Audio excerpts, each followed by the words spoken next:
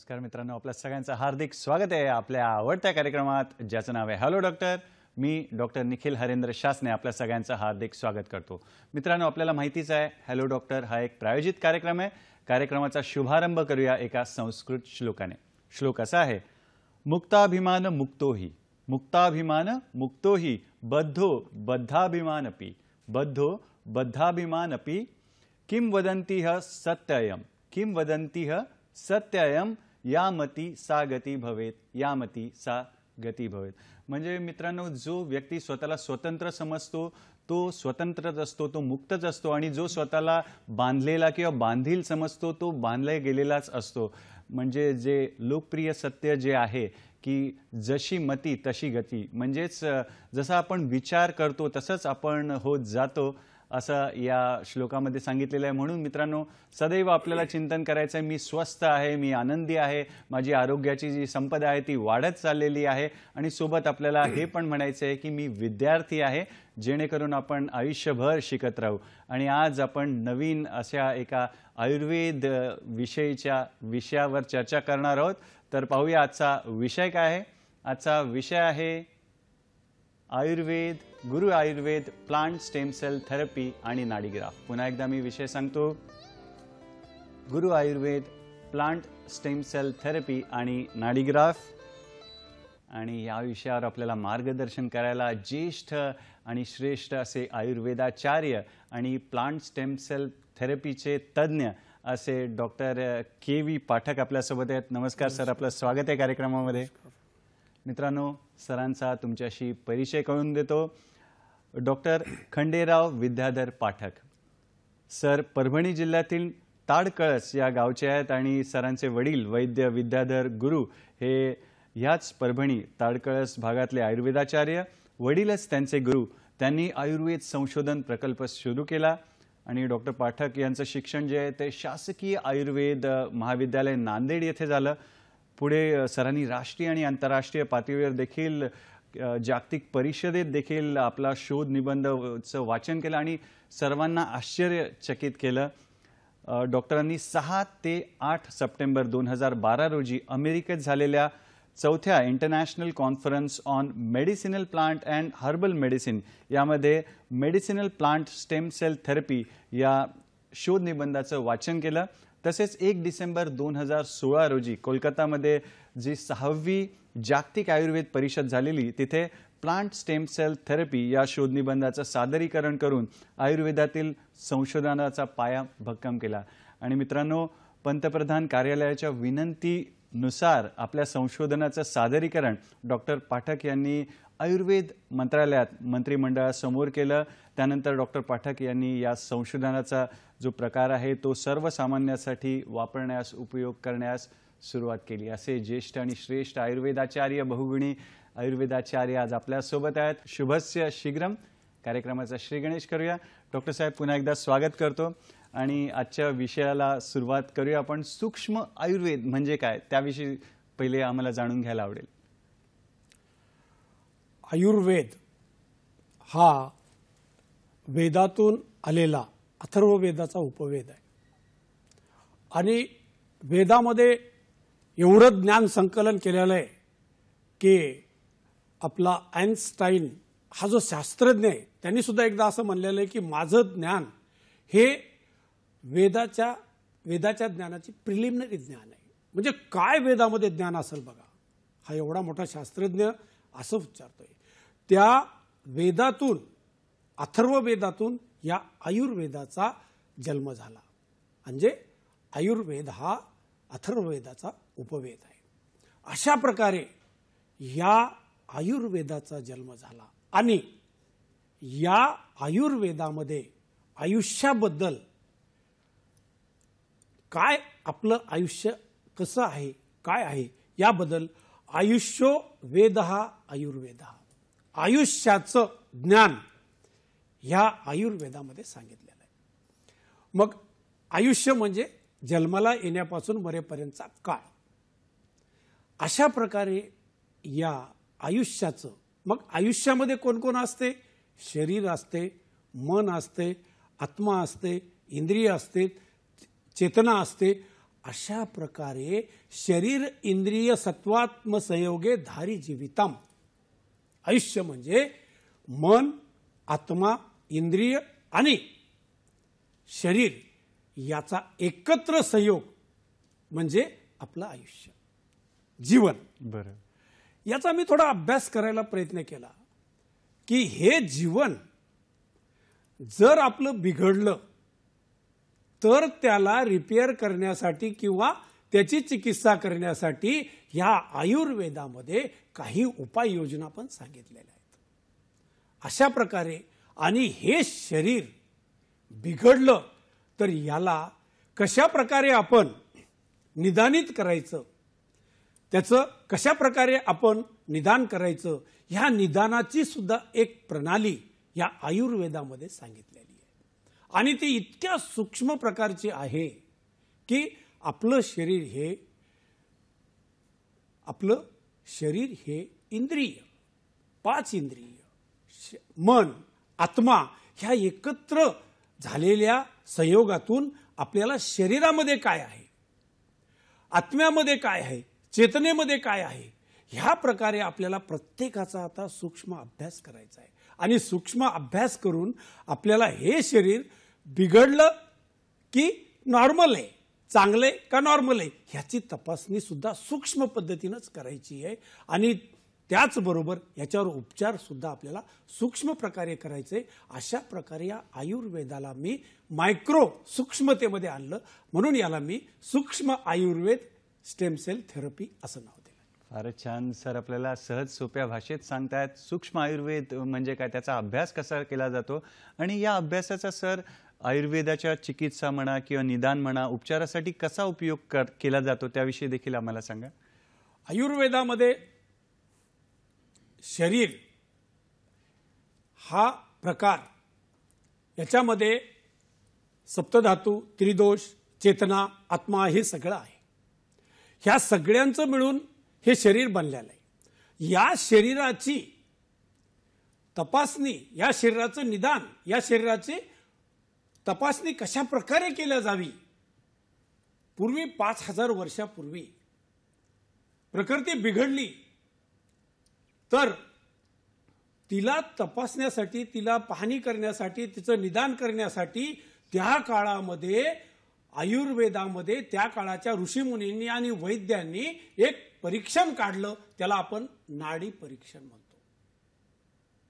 नाडी परीक्षण म्हणजे आपल्या मनगटाच्या,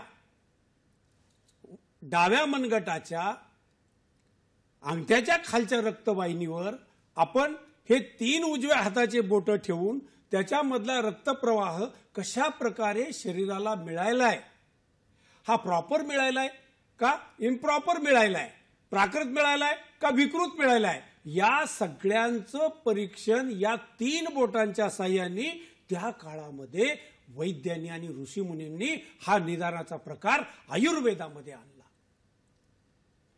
याच्यात काय निदान केलं जायचं की आपल्या ब्रेनने, आपल्या मस्तिष्काने कशा प्रकारे सिग्नल तयार केले, कशा प्रकारे करंट तयार केलं, कशा प्रकारे इम्पल्सेस तयार केले आणि ते मणक्यातून, स्पायनल कॉर्डमधून हृदयाच्या रक्तवाहिनी नसेमार्फत हृदयाला कशा प्रकारे सप्लाय झाले आणि त्या सिग्नलनी, त्या इम्पल्सेसनी, त्या करंटनी, त्या शक्तीनी हृदयाचा पंप कसा चालवला आणि त्या पंपामधून कशा प्रकारे रक्ताची लाट हृदयातून बाहेर फेकल्या गेली आणि ती रक्ताची लाट हळूहळू हळूहळू रक्तवाहिनीतून शरीराच्या एका पेशीपर्यंत कशा प्रकारे ह्या मेंदूच्या शक्तीने नेली, याचं परीक्षण 3 बोटांच्या साहाय्याने त्या काळामध्ये वैद्यांनी करायचं.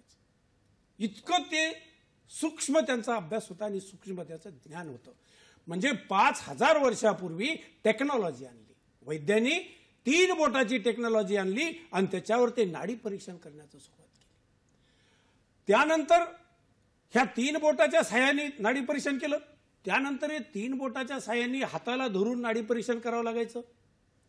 त्यानंतर मग काय झालं की राजे महाराजे यांच्या कार्यभारामध्ये राणीची प्रकृती तपासायची तर राणीच्या हाताला स्पर्श करण्याची अनुमती वैद्यांना सुद्धा नव्हती. मग वैद्यांनी काय केलं की एक दोऱ्याची टेक्नॉलॉजी आणली, थ्रेड. राणीच्या हाताला दोरा बांधायचा आणि त्याचं एक टोक वैद्यांनी आपल्या हातात ठेवायचं आणि त्या दोऱ्याच्या कंपनावर राणीच्या प्रकृतीमध्ये राणीच्या मेंदूनी हृदयामार्फत काढलेली रक्ताची लाट प्रॉपर जाते का विकृत जाते याचं निदान दोऱ्याच्या साह्याने करायचं. म्हणजे काय आयुर्वेदामध्ये टेक्नॉलॉजी आली असेल बघा. आणि ही टेक्नॉलॉजी डायग्नोसिस करून त्याच्यावर उपाययोजना सुद्धा तशीच वैद्यांना करावं लागायची. मी थोडं याच्या पुढे गेलो की सर्वसामान्य नवोदितांना, आत्ताच्या वैद्यांना, डॉक्टरांना हे नाडी परीक्षण हे खूप अवघड प्रकार आहे, त्याला करता यावा म्हणून मी काय केलं की या रक्तवाहिनीवर एक सेन्सर ठेवला आणि हा सेन्सर रक्तवाहिनीवर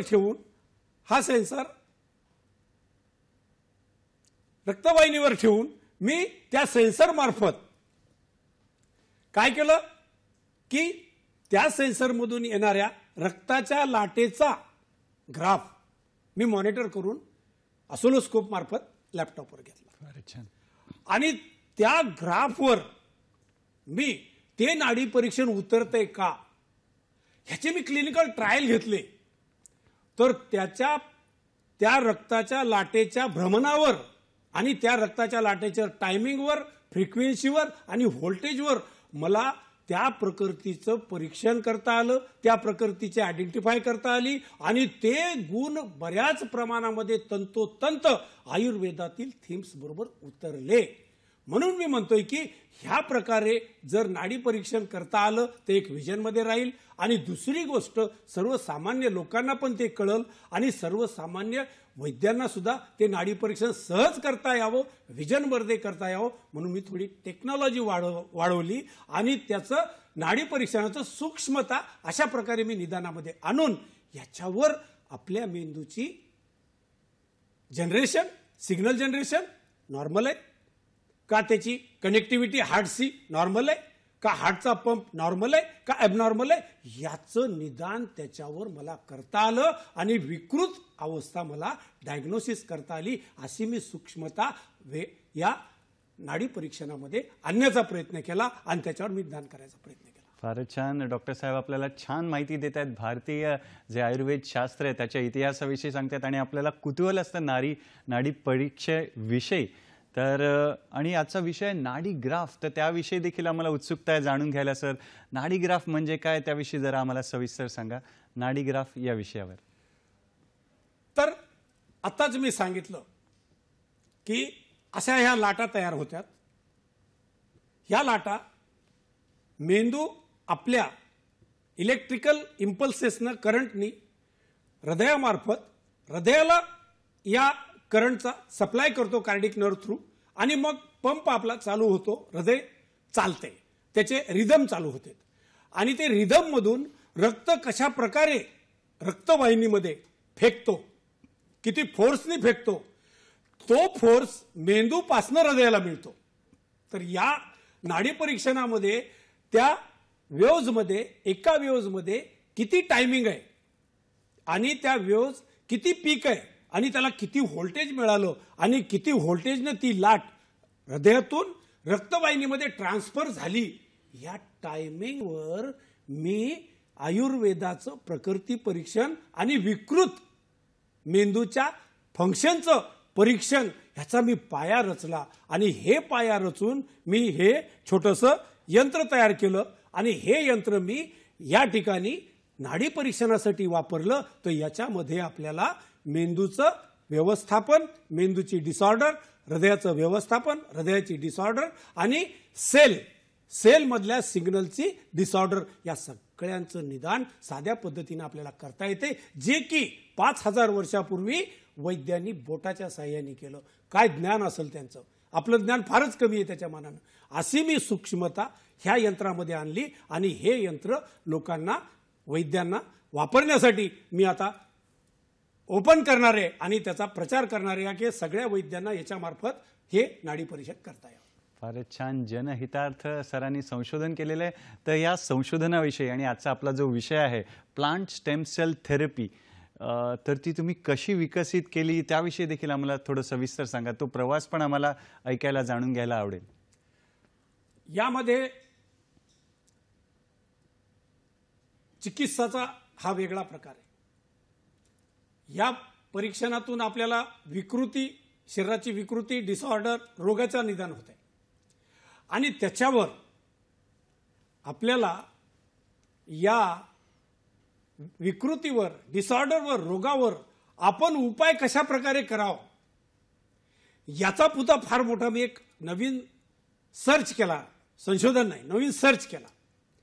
तर या सर्चमध्ये मला असं आढळलं की या ठिकाणी पूर्वी वैद्य लोक, ऋषीमुनीच्या काळामध्ये लोक जंगलात राहायचे आणि जंगलात राहिल्यानंतर त्यांची प्रकृती धष्टपुष्ट होती. कच्चं मांस पचवायचे ते. आता जर मांस असं भाजून चांगलं वाफाळलं तरी पचत नाही. त्या प्रकृतीमध्ये आणि ह्या प्रकृतीमध्ये एवढा फरक पडला. मग त्या काळामध्ये ते वैद्यांनी, त्या ऋषीमुनींनी जी औषधी योजना निर्मिती केली, औषधी प्लांट, वनस्पती, औषधी द्रव्य, हे एखादी विकृती शरीराला आली तर कशा प्रकारे कोणते द्रव्य कसे वापरावं हे प्रकृती परीक्षण करून त्या द्रव्याचं एकत्र मिश्रण करायचे आणि 15 ते 20 द्रव्य एकत्र असायचे आणि ते एकत्र पोटामध्ये ओरली टाकायचे तोंडावाटे आणि ते द्रव्य त्या ठिकाणी जाऊन त्याच्या शरीरामधली डिसऑर्डर कमी करायचे, रोग कमी करायचे, विकृती कमी करायचे आणि त्याला प्राकृत अवस्थेमध्ये जगण्यासाठी मदत करायची. ते एवढे मोठे 20-25 द्रव्य एकत्र करून आपण आताच्या प्रकृतीला ते सहन होईल का? आताची प्रकृती आणि त्यावेळेसची प्रकृती खूप फरक आहे. त्यावेळेसचं डाएट, आताचं डाएट खूप फरक आहे. आता माणूस किती खातो? पाव रोटी, पाव वडापाव, बस. त्यावेळेसचे माणसं भाकरी, कच्चं मांस, 3-3, 4-4 भाकरी, कच्चं मांस, ज्वारीची भाकरी खायचे आणि ते पचवायचे. अशी शक्ती त्या प्रकृतीमध्ये होती म्हणून ते द्रव्य त्यांना सात्म्य झाले आणि त्याच्याने रिझल्ट आले. तेच औषधी द्रव्य जर आपण आपल्या ह्या प्रकृतीला वापरले तर ती प्रकृती त्याला पचवू शकत नाही. त्या औषधी द्रव्याचं मग रस, वीर्य, विपाक निघू शकत नाही आणि त्याच्या मार्फत जी विकृती आलेली आहे शरीराला ती विकृती ह्या पद्धतीनं कमी होऊ शकत नाही. आणि म्हणून मी याच्यामध्ये थोडी टेक्नॉलॉजी आणली की आपण एवढे द्रव्य एकत्र करून एखाद्यावर जर ऍप्लिकेशन केलं तर कोणत्या द्रव्याने काय झालं, कोणत्या द्रव्याने काय झालं याचं पण आपल्याला अंदाजा येत नाही. आणि सगळे द्रव्य एकत्र करून आपण पोटात टाकले तर आपल्या डायजेस्टिव्ह सिस्टीमचं एक वैशिष्ट्य आहे की ती डायजेस्टिव्ह सिस्टीम ही सप्तधातूचा आहार रस तयार करते ज्याच्यापासून सप्तधातू बनतात. मग त्याच्या प्रकृतीमध्ये एवढे औषधं टाकल्यावर त्याचा रस धातू चांगला तयार होईल, रसापासून रक्तधातू चांगला तयार होईल, रक्तधातूतून मांसधातू चांगला तयार होईल, मेद धातू चांगला तयार होईल, मज्जा धातू चांगला तयार होईल, अस्थि धातू चांगला तयार होईल आणि शुक्र धातू चांगला तयार होईल. त्या काळामध्ये त्या लोकांना ते सात्म्य बोन मॅरो म्हणतो, ते मज्जा संस्था, मज्जा धातू चांगला तयार होत होता. मग आताच्या लोकांना सुद्धा मज्जा धातू लागतोच, कारण बोन मॅरो पासून नवीन एक थेरपी, स्टेमसेल थेरपी निघाली मॉडर्नमध्ये, त्याच्यात बोन मॅरो वापरला जायचा. मग मी म्हणलं हे बोन मॅरो जर आपण चांगला तयार केला तर, आणि त्याच्यासाठी जर आपण एखादी औषधी द्रव्याचं काही स्पेशल फॉर्म्युलेशन तयार केलं आणि तो बोन मॅरो चांगला तयार होऊ लागला तर ऑटोमॅटिकली हा बोन मॅरो रक्तामार्फत जाऊन त्या आपल्या कॅपिलरीजपर्यंत जाऊन अवयवांच्या पेशींपर्यंत जाऊन अवयवामधली जी विकृती आहे ती विकृती दूर करण्यासाठी नवीन पेशी तयार करतील आणि नवीन पेशी तयार केल्यानंतर त्या पेशी त्या अवयवाची विकृती दूर करतील, डिसऑर्डर दूर करतील, रोग कमी करतील आणि त्या प्रकृतीला जगण्यासाठी चांगली लाईफ मिळेल. त्या प्रकृतीला, निरोगी प्रकृतीला जगण्यासाठी चांगलं लाईफ मिळेल. अशा प्रकारे मी म्हणलं एक आपण छोटीशी प्लांट स्टेमसेल थेरपी डेव्हलप करता येते का बघावं. आणि याच्यातून मी अशा प्रकारे औषधी वनस्पतीचं ऍक्टिव्ह प्रिन्सिपल एक्स्ट्रॅक्ट जमा करून त्याचा ओरली पोलिओसारखा इंजेक्शनसारखा वापर केला, काही नाकामध्ये नश्यासारखा वापर केला, डोळ्यावर धारा द्यायसारखा वापर केला, अंगावर मसाजसाठी वापर केला आणि ह्या पद्धतीनं मला एवढे चांगले रिझल्ट आले आणि त्या रिझल्टमधून ही स्टेम सेल थेरपी असाध्य व्याधीला सुद्धा बरी करू शकते हे मला अनुभव आला. म्हणून म्हणतोय की ही स्टेम सेल थेरपीचा प्रचार व्हायला पाहिजे आणि लोकांचं जीवन चांगलं व्हायला पाहिजे. फारच छान. मित्रांनो, प्लांट स्टेम सेल थेरपी विषयी आपल्याला अजून जाणून घ्यायचं आहे, या नाडीग्राफ विषयी जाणून घ्यायचं असे तज्ज्ञ आयुर्वेदाचार्य आपल्यासोबत आहेत. सोबत आम्ही तुमच्या फोनची देखील वाट पाहतोय. तुर्तास वेळ झाली एका छोट्याशा विश्रांतीची. पाहत राहा आपला आवडता कार्यक्रम हॅलो डॉक्टर.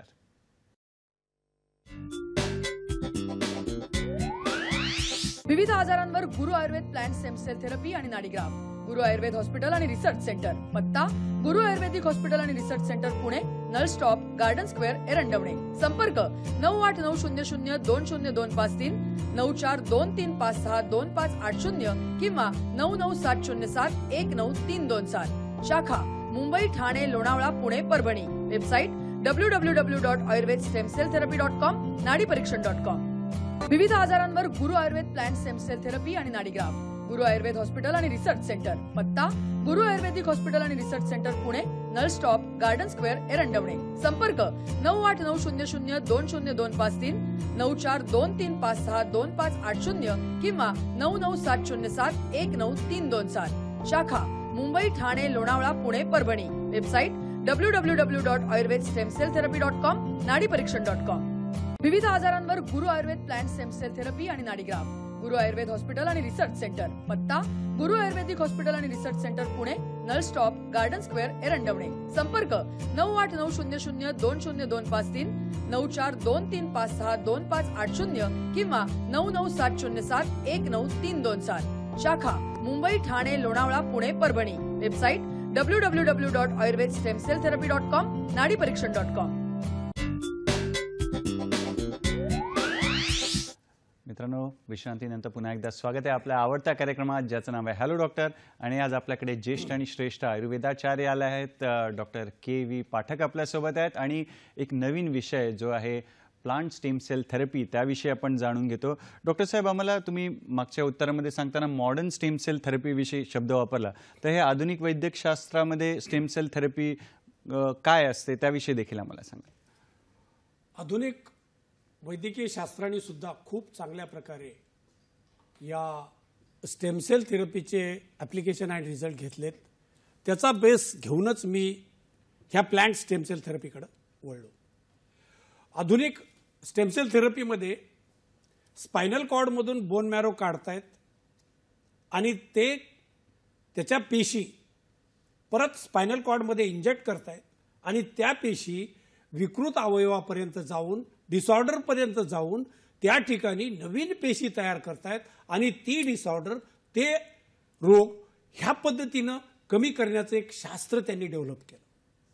त्याच्यामध्ये नाळाच्या पेशी पण वापरल्यात, अंबायलिकल कॉर्ड सुद्धा वापरायचं त्यांनी चालू केलंय आणि आपल्या शरीरामधला बोन मॅरो, ह्या दोनवर त्यांची ती थेरपी काय झाली, सेटअप झाली. आपण ह्याच पद्धतीनं डेव्हलप केली आहे, पण आपली mother cell development stem cell therapy आहे की अवयवांमधल्या पेशी जर खराब झाल्या तर त्या ठिकाणच्या कमजोर पेशी या ठिकाणी तयार होणाऱ्या इंटरनली बोन मॅरोनी तिथपर्यंत जाऊन त्या पेशीला बाळ तयार करणे आणि अशा पद्धतीनं mother cell development stem cell therapy ह्या पद्धतीनं आपण डेव्हलप केली. ह्या दोन्हीमध्ये हा फरक आहे. त्याच्यामध्ये डायरेक्ट पेशी तयार होत्यात ऑर्गनच्या, याच्यामध्ये मदर सेल तयार होत्यात आणि मग ती मूळ पेशी विकसित होऊन त्या ठिकाणी आलेली डिसऑर्डर, त्या ऑर्गनची, रोगाची, ह्या पद्धतीनं त्या रोगाला ती कमी कमी करत जाते आणि त्या ऑर्गनला ओरिजिनल रूप प्राप्त करून देते आणि डिसऑर्डर काढून टाकते. अशा ह्या दोन मधला हा फरक आहे. फारच छान, सुंदर आणि सहज आणि सोप्या भाषेत सर तुम्ही आम्हाला सांगितलं. आणि थोडंसं आता आम्हाला प्लांट स्टेम थेरपी आहे त्याचे कुठकुठल्या आजारावर कसे परिणाम आहेत, काय रिझल्ट आहे, ते पण आपण जाणून घेऊया. मित्रांनो, तुमच्या प्रश्नांची देखील आम्ही वाट पाहतोय. तर सर, कुठल्या आजारावर आपण पहिले आम्हाला मार्गदर्शन करणार? आणि अशा प्रकारे मी बऱ्याच असाध्य व्याधीवर जवळपास आतापर्यंत एक 50,000 पेशंटवर जे व्याधी आतापर्यंत कुठल्याच पॅथीने रिकवर नाही झाले आणि आयुष्यभर त्या व्याधीने त्या प्रकृतीला गंजून टाकलं आणि त्यांचं आयुष्य हे संपून टाकलं. अशा काही काही दुर्धर आजार आहेत की त्यामध्ये लहान मुलांमध्ये येणारं सेरेब्रल पाल्सी हा सेरेब्रल पाल्सीचा आजार आहे. आणि हा सेरेब्रल पाल्सीचा आजार आपण बघूया क्लिपमध्ये, याच्यामध्ये टीव्हीवर बघू शकता. हे सेरेब्रल पाल्सीचा आजार आहे. आणि सेरेब्रल पाल्सी म्हणजे एखाद्या बाळाला मेंदूमध्ये काही इंजुरी होऊन मेंदूमधलं रक्त सर्क्युलेशन खराब होऊन मेंदूचा पक्षघात होणे. अशा प्रकारे या ठिकाणी अशा प्रकारे सेरेब्रल पाल्सीच्या काही पेशंटवर मी हे ऍप्लिकेशन करून पाहिलं. आणि अक्षरशः या सेरेब्रल पाल्सीमध्ये काय होतंय नेमकं की आपल्या मेंदूतील सर्क्युलेशन आणि सिग्नल पहिले खराब होते. मी एक याचं निदान पाहिलं की याचा एक MRI करून पाहिला आणि याच्यामध्ये स्पायनल कॉर्डचा MRI करून पाहिला आणि त्या ऑर्गनचा MRI करून पाहिला. तर यामध्ये मला डिसऑर्डर अशी मिळाली की सेरेब्रल पाल्सी हा अनुवंशिक डिसऑर्डर आहे, जेनेटिकल डिसऑर्डर आहे असं काहींचं म्हणणं आलं. पण त्याच्या आधी मी काय केलं की फिजिकल डिसऑर्डर आहे का जेनेटिकल डिसऑर्डर आहे ह्याच्यामध्ये मी दोन्हीमध्ये फरक पहिल्या आधी डायग्नोसिस केला. तर याच्यामध्ये काय होतंय, एखाद्या दिवस मूल पडलं, हातातून निसटलं, झोक्यावरून पडलं किंवा खेळताना पडलं तर त्या मुलाला इंजुरी होऊ शकते.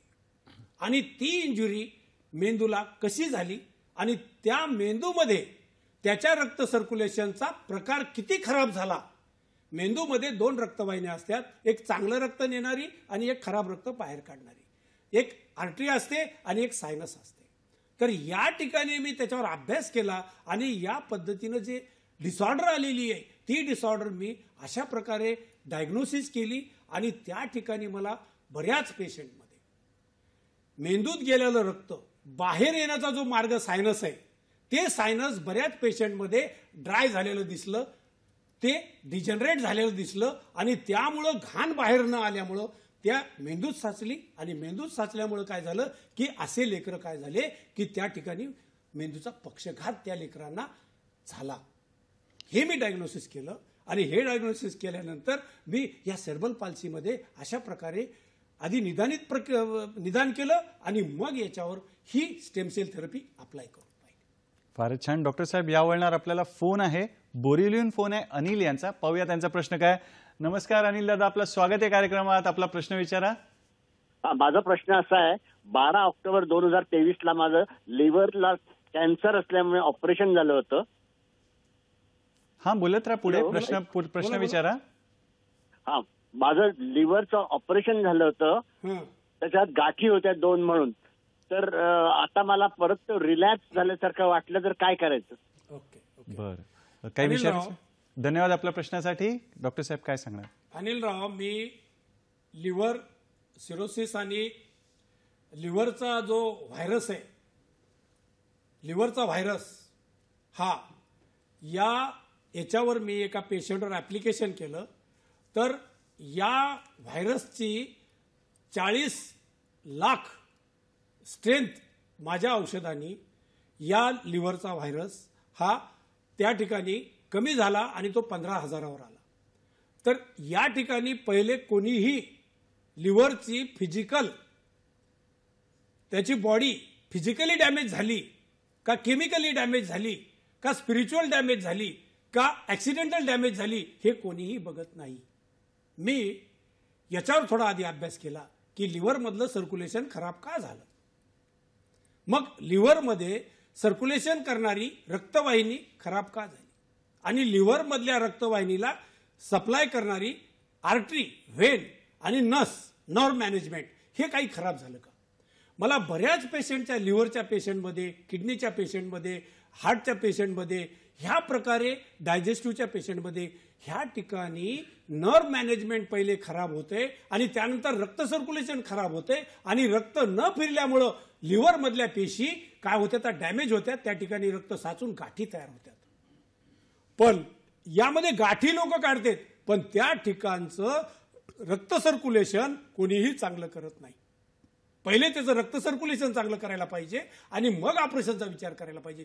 मी असे लिव्हर सिरोसिस सारखे, लिव्हर कॅन्सर सारखे पेशंट ह्या स्टेम सेल थेरपीनं बऱ्याच पेशंटला मी मदत केली आणि लिव्हरचा प्रॉब्लेम मी कमी केला. याचबरोबर ट्रायग्लिसराईड वाढते, केमिकलनं सुद्धा लिव्हर काय होते, लॉक होते, त्याच्यामध्ये रक्तवाहिन्या बंद पडतात आणि ह्या पद्धतीने ते रक्त साचल्यावर तिथे गाठी तयार होतात आणि ही गाठ जास्त दिवस राहिली की त्याचं मॅलिग्नन्सीमध्ये रूपांतरित होते, त्याचे डीएनए आरएनएचं कॅरेक्टर बदलते आणि एक पेशी तयार करण्याऐवजी डुप्लिकेशन पेशी तयार होतात, ती कॅन्सरमध्ये जाऊ शकते. अशा प्रकारे लिव्हरच्या पेशंटला पहिले डायग्नोसिस करायला पाहिजे, निदानित करायला पाहिजे की रक्तवाहिनीमुळे लिव्हर खराब झालं का, नसमुळे रक्त खराब झालं का, त्या ठिकाणी मार लागल्यामुळे खराब झालं का, ऍक्सिडेंटली खराब झालं का, केमिकलनं खराब झालं की स्पिरिच्युअल हेल्थनं खराब झालं. या सगळ्याचं निदान करून जर अपघाताने खराब झाला असेल लिव्हर तर अपघाताची ट्रीटमेंट, जर फिजिकल डॅमेज झालं तर सर्क्युलेशनची खराब झाला असेल तर सर्क्युलेशनची ट्रीटमेंट आणि नर्व मॅनेजमेंटनं खराब झाला असेल तर नर्व मॅनेजमेंटची ट्रीटमेंट करून पाहावं लागते. असे मी करून पाहिली आणि बऱ्याच लोकांचं ऑपरेशन आणि कॅन्सर अशा गाठी पण मी वाचवल्या ह्या थेरपीमार्फत. धन्यवाद डॉक्टर साहेब. धन्यवाद अनिल दादा आपल्या प्रश्नासाठी. मित्रांनो, असाच आपल्याला लाभ घ्यायचा आहे, सरांकडून मार्गदर्शन घ्यायचं आहे आणि भारतीय आयुर्वेद शास्त्रामध्ये त्याचा आपण का तो त्रास आपल्याला आलाय, तो का त्रास आजार होतोय, याविषयी कसं निदान करतात याविषयी देखील सर आपल्याला मार्गदर्शन करतायत. तुर्तास वेळ झाली एका छोट्याशा विश्रांतीची. पाहत राहा आपला आवडता कार्यक्रम हॅलो डॉक्टर, फक्त आणि फक्त दूरदर्शनच्या सह्याद्री वाहिनीवर, प्रत्येक घरासाठी, घरातल्या प्रत्येकासाठी.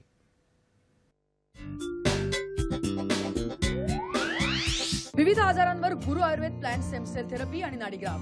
गुरु आयुर्वेद हॉस्पिटल आणि रिसर्च सेंटर. पत्ता गुरु आयुर्वेदिक हॉस्पिटल आणि research centre Pune, Nal stop, garden square, Erandwane. संपर्क 9890020253, 9423562580 किंवा 9970719327.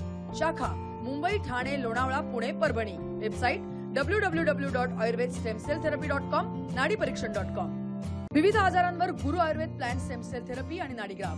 गुरु आयुर्वेद हॉस्पिटल आणि रिसर्च सेंटर. पत्ता गुरु आयुर्वेदिक हॉस्पिटल आणि research centre Pune, Nal stop, garden square, Erandwane. संपर्क 9890020253, 9423562580 किंवा 9970719327. शाखा मुंबई, ठाणे, लोणावळा, पुणे, परभणी. Website www.ayurvedstemcelltherapy.com, नाडीपरीक्षण.com.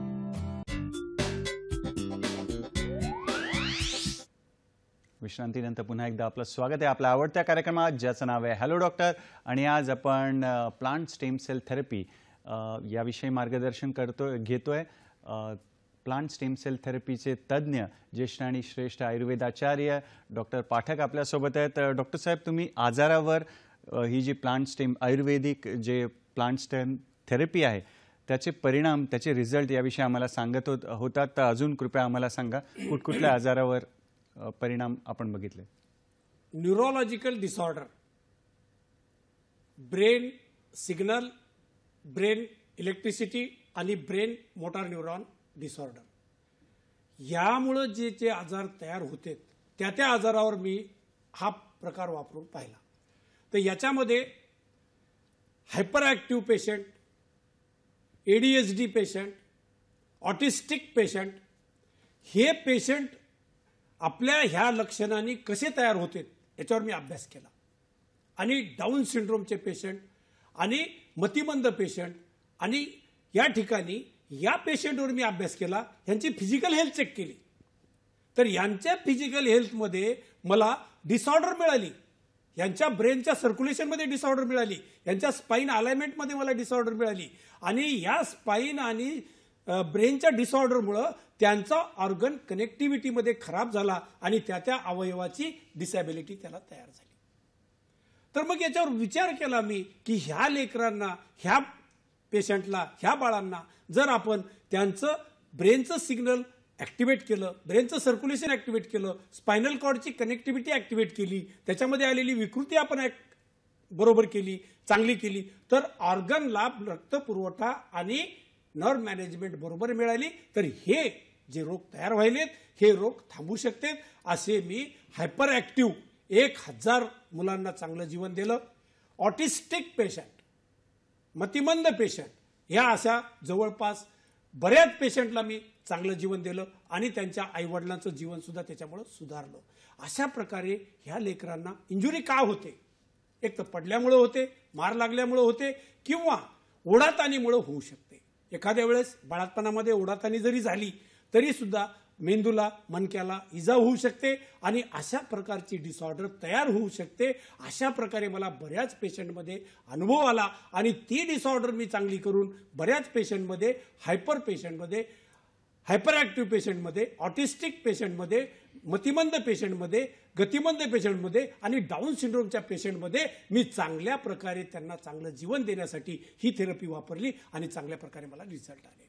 त्याचबरोबर आणखी या ठिकाणी मेंदूचे आजार, मोठ्या माणसांमध्ये पार्किन्सन, त्यानंतर पॅरालिसिस आणि या ठिकाणी ब्रेन ॲट्रॉफी, याच्यात सुद्धा मी ह्या स्टेम सेल थेरपीचा वापर केला. ब्रेन ॲट्रॉफी आली की माणसाचं बॅलन्स जाते, बोलता येत नाही, लक्षात राहत नाही आणि हातपाय कंप पावतो.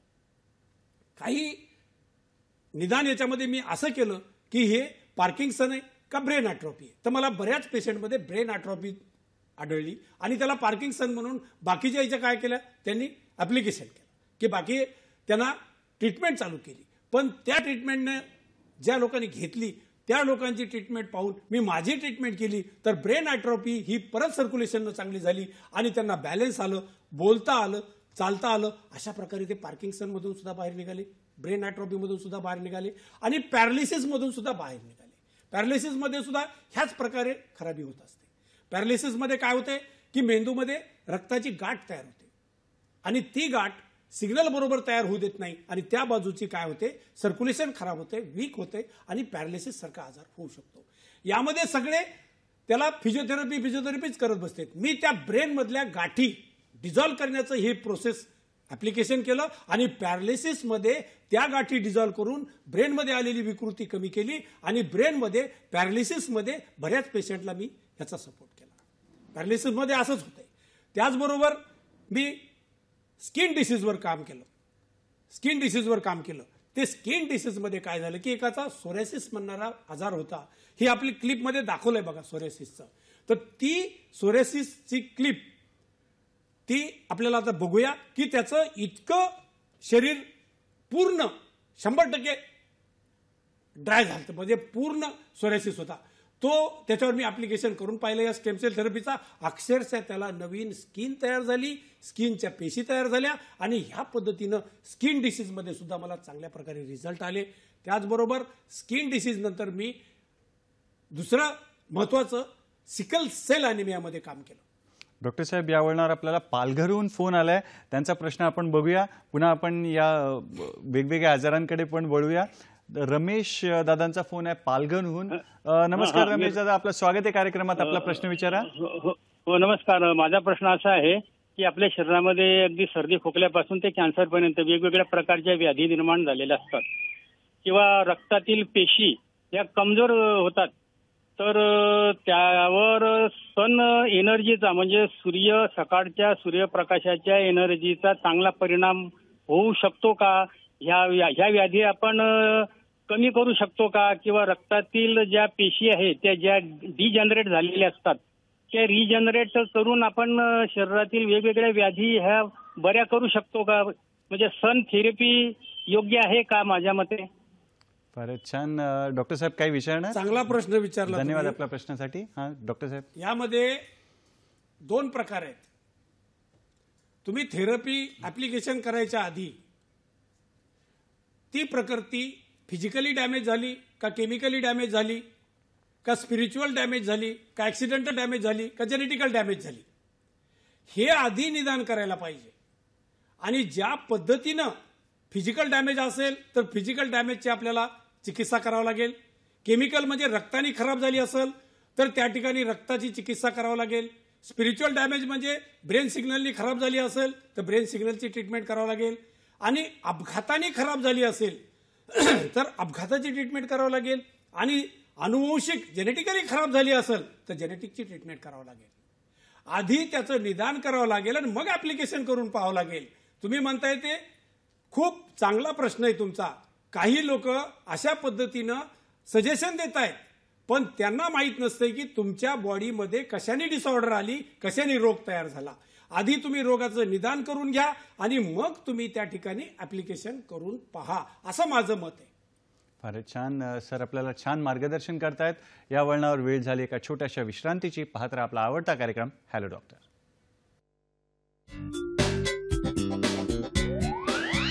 विविध आजारांवर Guru Ayurveda plant stem cell therapy आणि नाडीग्राफ.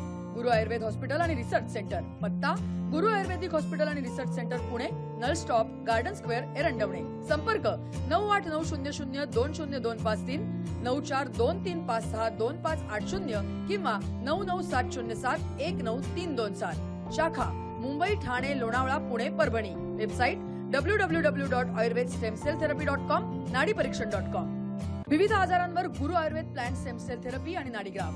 गुरु आयुर्वेद हॉस्पिटल आणि रिसर्च सेंटर. पत्ता गुरु आयुर्वेदिक हॉस्पिटल आणि research centre Pune, Nal stop, garden square, Erandwane. संपर्क 9890020253, 9423562580 किंवा 9970719327. शाखा मुंबई, ठाणे, लोणावळा, पुणे, परभणी. वेबसाईट www.ayurvedstemcelltherapy.com, नाडीपरीक्षण.com. विश्रांतीनंतर पुन्हा एकदा आपलं स्वागत आहे आपल्या आवडत्या कार्यक्रमात, ज्याचं नाव आहे हॅलो डॉक्टर. आणि आज चर्चा आपली सुरू आहे आयुर्वेदिक जे प्लांट स्टेम सेल थेरपी आहे आणि नाडीग्राफ याविषयी चर्चा सुरू आहे. आणि ज्येष्ठ आणि श्रेष्ठ असे आयुर्वेदाचार्य डॉक्टर के.व्ही. पाठक आपल्यासोबत आहेत. तर डॉक्टर साहेब, आजार आणि ही जी प्लांट स्टेम सेल थेरपी आहे त्याचे परिणाम तुम्ही आम्हाला सांगत होतात. कृपया पुढच्या आजाराविषयी आणि पुढच्या रिझल्ट्सविषयी आम्हाला सांगा. मी ही plant stem cell therapy type 1 डायबिटीजवर वापरून पाहिली तर एका मुलीचं इन्सुलिन बंद झालं, टाईप 1 डायबिटीज कमी झाला आणि इन्सुलिन डिपेंडंट होती ती नॉर्मल झाली. परत ही स्टेम सेल थेरपी मी एका मस्क्युलर डिस्ट्रॉफीच्या पेशंटला वापरून पाहिली. मस्क्युलर डिस्ट्रॉफीच्या पेशंटमध्ये या पद्धतीनं मला इतका चांगला रिझल्ट आला की हा DMD आजार आहे, DMDचा आजार आहे, मस्क्युलर डिस्ट्रॉफीचा आजार आहे. ह्या पेशंटच्या DMDच्या आजारामध्ये कुठेही त्याला ट्रीटमेंट नव्हती. ह्या याच्यावर मी ही स्टेम सेल थेरपी वापरून पाहिली. त्या मुलाला बसता येत नव्हतं, हलता येत नव्हतं, उठता येत नव्हतं, तो आज इंजिनियर झाला. अशा प्रकारे मस्क्युलर डिस्ट्रॉफी DMD ही जेनेटिकल डिसऑर्डर आहे म्हणतात, पण माझ्याकडे ती फिजिकल डिसऑर्डर निघाली आणि ह्या पद्धतीनं मी हजारो DMDच्या पेशंटला ह्या पद्धतीनं मदत केली. आपण TV स्क्रीनवर पण सरांनी आपल्याला दाखवायला माहिती आणली आहे, ती बघणार आहोत. आणि सर, आपल्याला आजाराविषयी आणखी एक आजार आपल्याला पाहायचा आहे, तो अपघात. अपघाती खराबी एक आलेली होती. ऍक्सिडेंटमध्ये डिसऑर्डर जर आली तर त्या ठिकाणी आपण ह्या स्टेम सेल थेरपीनं डॅमेज झालेल्या अवयवाला पुन्हा रिजनरेट करतो आणि अपघातातून त्याला बाहेर काढतो. त्यानंतर आपण पाहतोय ते या ठिकाणी आणखी एक डिसीज आहे, तो आहे जॉईंट पेन. जॉईंट पेनमध्ये मी मणक्याचे आजार असो, हिप जॉईंट असो, नी जॉईंट असो, हे रिप्लेसमेंट का करावं लागते की त्यांचं बेअरेबल पेन त्यांचं कमी होत नाही. त्या अशा पेशंटवर मी संधिवाताच्या पेशंटवर, RA पॉझिटिव्हच्या पेशंटवर ही स्टेम सेल थेरपी वापरून त्यांचे पेन कमी केले, त्यांचा रिप्लेसमेंट थांबवला, हिप जॉईंट रिप्लेसमेंट थांबवला आणि त्यांचा हिप जॉईंट हा चांगल्या प्रकारे यूज होईल असा केला. अशा प्रकारे मी बऱ्याच एक पेशंटवर मी कानाच्या पेशंटवर ही ॲप्लिकेशन केलं. कानाचे डिसऑर्डर होती आणि कानाच्या कॉक्युलरी इम्प्लांट करा म्हणून सांगितलं होतं, तरी ते ह्या पद्धतीनं पेशी तयार झाल्या, त्याला हेअर लॉस गेला, ऐकायला आलं. डोळ्याच्या पेशंटवर मी ॲप्लिकेशन केलं. डोळ्याच्या पेशंटला सुद्धा त्या कॉर्निया तयार झाला, त्याला दिसायला लागलं आणि ह्या पद्धतीनं अंध लोकांना, बऱ्याच अंध लोकांना दृष्टी आली.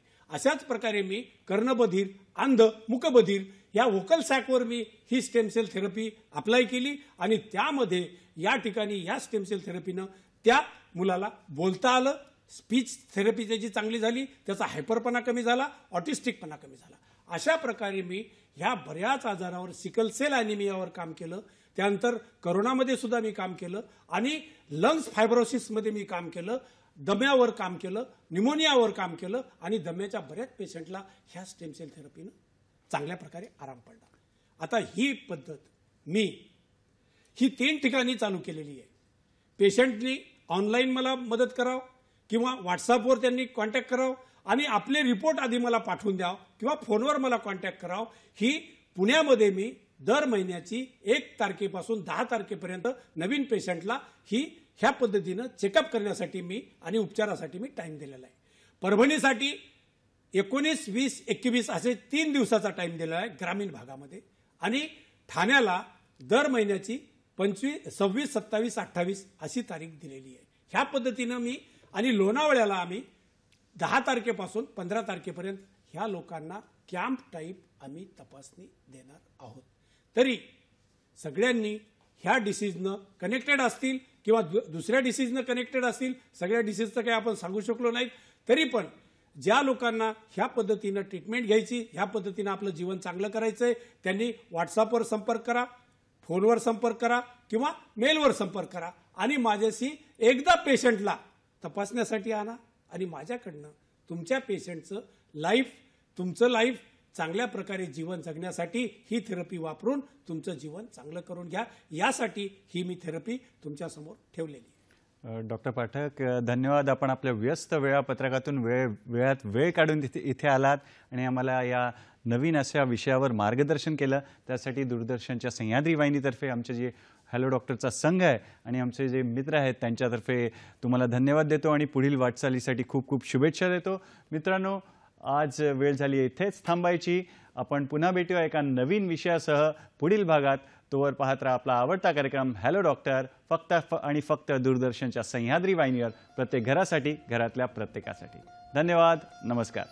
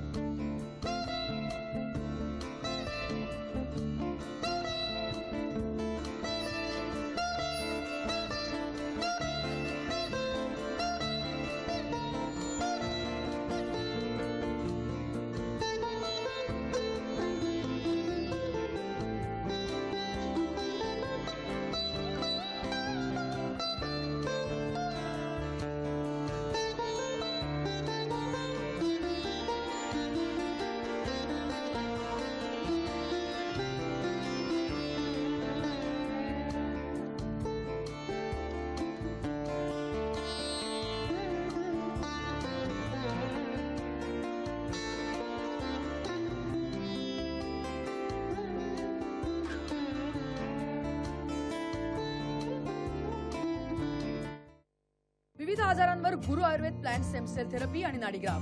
गुरु आयुर्वेद हॉस्पिटल आणि रिसर्च सेंटर. पत्ता गुरु आयुर्वेदिक हॉस्पिटल आणि research centre Pune, Nal stop, garden square, Erandwane. संपर्क 9890020253, 9423562580 किंवा 9970719327. शाखा मुंबई, ठाणे, लोणावळा, पुणे, परभणी. Website www.ayurvedstemcelltherapy.com, नाडीपरीक्षण.com.